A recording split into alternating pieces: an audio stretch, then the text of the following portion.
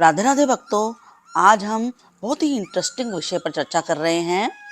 क्या आप जानते हैं सीता स्वयंवर के समय राजा जनक ने राजा दशरथ को निमंत्रण क्यों नहीं भेजा था? इसके पीछे एक बहुत ही रोचक कहानी है। एक बार की बात है, स्वर्ग में इंद्र की सभा चल रही थी। उस सभा में राजा जनक और शनि महाराज भी उपस्थित थे। राजा जनक और शनि महाराज के बीच सत्संग चल रहा था। इस सत्संग में राजा जनक ने शनि महाराज को परास्त कर दिया। देवताओं के दरबार में जब शनि महाराज परास्त हो गए तो वह अत्यंत रुष्ट हो गए। तब शनि महाराज ने सोचा, मैं इसका बदला अवश्य लूंगा। देवताओं के दरबार में राजा जनक को जयमाला पहनाई गई, अत्यंत सम्मान भी दिया गया। तब राजा जनकपुरी में लौट कर आ गए। केवल राजा जनक और राजा दशरथ ही स्वर्ग में आ जा सकते थे। महाराज जनक अपनी पुष्प वाटिका को बहुत ही प्यार करते थे, क्योंकि उसमें जो फूल खिलते थे वे कभी मुरझाते ही नहीं थे। रोजाना स्वर्ग से अप्सराएं आती थी और उस पुष्प वाटिका से फूल चुन चुन कर स्वर्ग में ले जाया करती थी।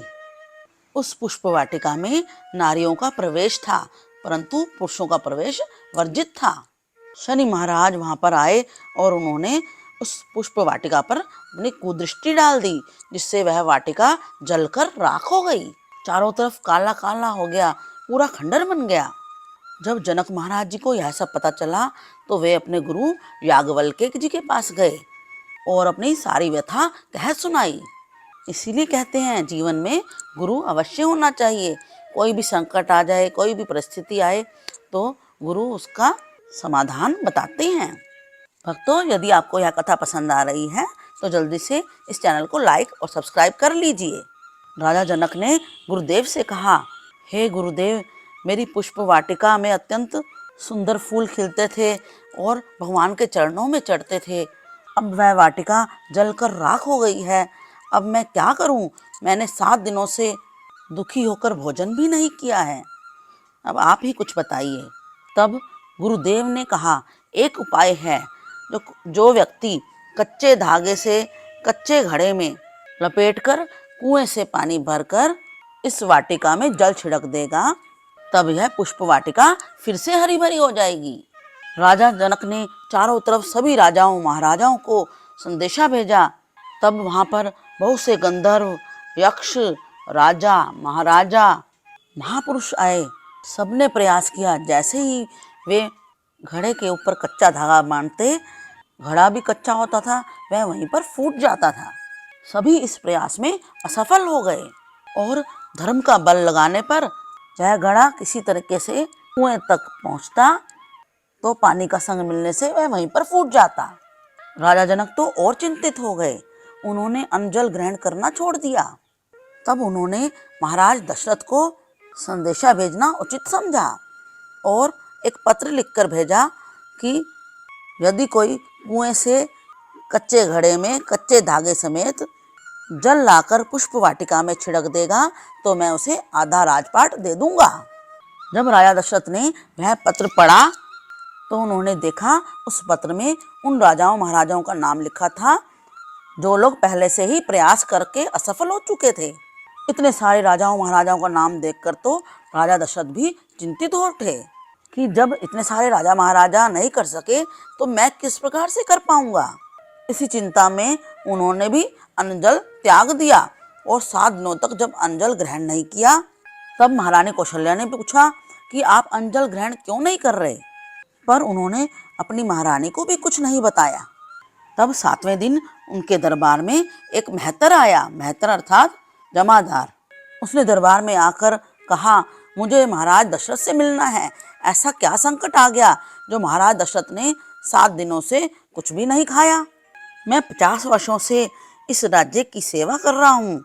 मैं बालकपन से ही महाराज दशरथ की जूठन खाकर ही बड़ा हो रहा हूँ। मेरे माता पिता ने ही उनकी सेवा में मुझे लगाया था, परंतु ऐसा क्या संकट आ गया जो महाराज ने 7 दिनों से अन्न जल ग्रहण नहीं किया?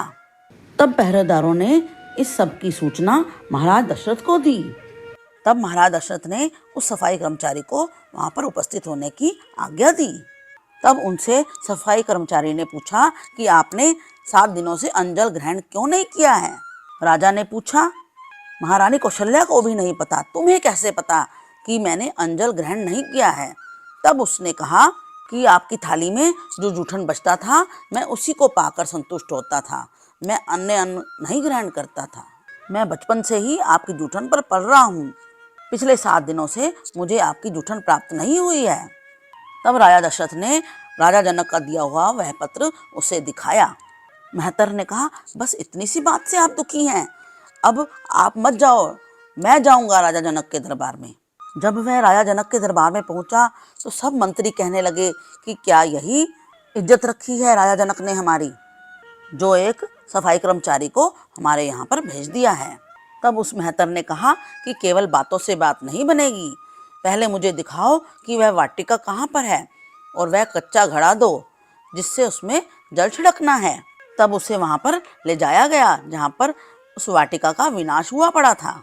मेहतर ने कच्चे धागे और कच्चे घड़े को उठाकर कहा, यदि मैंने महाराज दशरथ की जूठन के अलावा कोई अन्न और जल अपने मुंह में नहीं डाला है और मेरा धर्म सच्चा है तो इस घड़े में जल ठहरना चाहिए।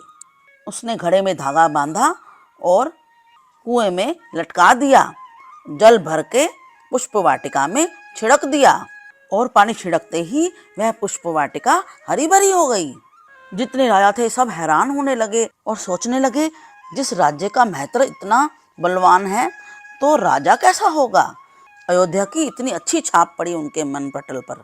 इसीलिए सीता स्वयंवर के समय राजा जनक ने सोचा कि यदि धनुष तोड़ने के लिए राजा दशरथ ने अपने किसी महंतर को भेज दिया तो मैं किसी महंतर से अपनी पुत्री का विवाह कैसे करूंगा। इसलिए उन्होंने सभी राजा महाराजाओं को निमंत्रण भेजा, परंतु राजा दशरथ को निमंत्रण नहीं भेजा। अब इस कथा को अधिक से अधिक शेयर